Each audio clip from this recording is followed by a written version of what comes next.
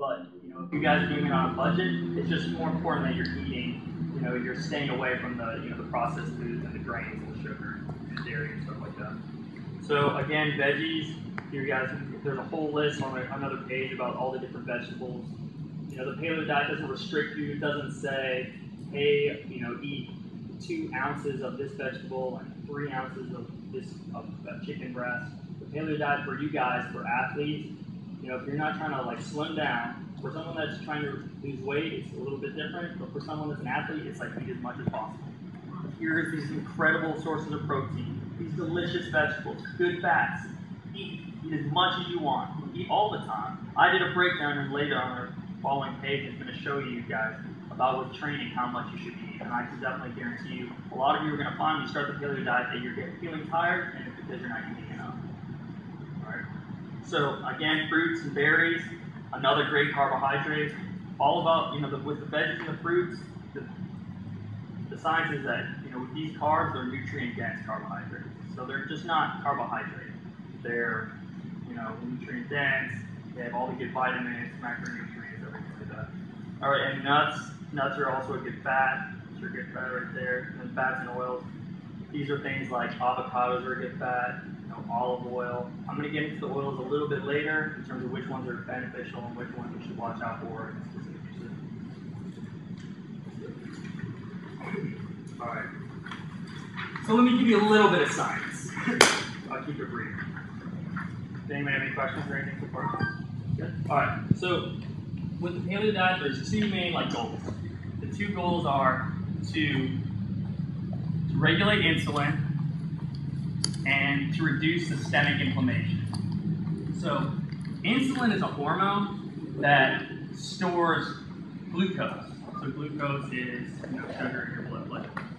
So when you eat carbohydrate, anything you eat, you guys all hear carbs are your energy.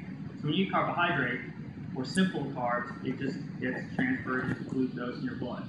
So there's a certain viscosity that your blood must maintain. So if there's too much glucose, your body has to store it, and that's what insulin does. So when you have too much blood sugar, insulin is released, and it tells your body to store it, and it stores it as fat. So if you're eating constantly, consistently eating these dense carbohydrate sources like sugar and refined grains like pasta, you're putting all this carbohydrate, and that's why, have you guys ever eaten a big pasta dinner and then afterwards you felt really sleepy and lethargic?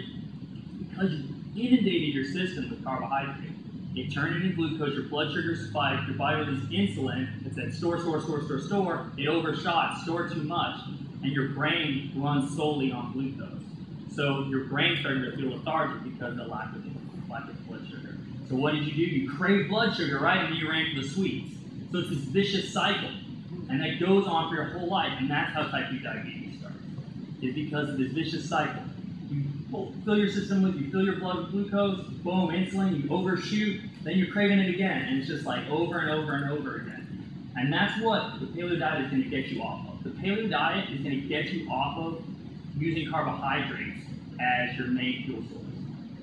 The paleo diet, in essence, is a high-fat, moderate protein, low carbohydrate diet. You guys are going to use fat as your fuel. So you guys are going to eat a lot of fat, things like nuts and seeds and avocados, good oils, coconut, things like that. As athletes, that's what you're going to eat. That's your main area. And it's more calorically dense in terms of calories than carbohydrate anyway. All right? And then 2, systemic inflammation all has to do about leaky gut, your GI. And there's so much science, I'm not going to get too much, but gluten, for example, is a protein that has an adverse effect on your body, in your GI tract. There's tons of science, you guys can read all about it, I could talk for an hour. But basically, it has an adverse effect in your body, it causes your body to try to heal itself. So when your body, you have an injury somewhere else in your body is split. Its focus is split from where it really needs to be on your GI because of these adverse proteins that you're always putting in your body. And gluten is the main one. It's pretty bad. Once you do the 30 days, you cleanse your body, and you're going to eat a little bread, you're going to get this gluten bloat, you're going to feel gross, you're going to see it. It's like you guys have been eating bread and pasta for so long. I play football, they say, eat pasta dinner. Jiu-jitsu, I'd go tons of pasta lost after lunch, or always eating sandwiches, like super quick, like on the go. The zone diet, I would use that nowadays. Like, when you find yourself 30 days on paleo, and start to reintroduce it, you're going to start to feel it. You're going to be like little science experiment. And that's where you're going to start to be able to dial it in and see what you can do and what you can tolerate. So, let me just go down this list. So obviously, you know, cereal grains, whole grains, like that means everybody like quinoa, you know, all the refined grains, bread, pasta, pancakes, waffles. Sorry guys, rice, pasta, pita, bagels, everything on that, the first three, it's all just a dense carbohydrate. You're going to be eating like the tiniest little bit and getting enough carbohydrate for the whole day. All right, and that just spikes insulin. So you're talking about things that are just going to trigger insulin.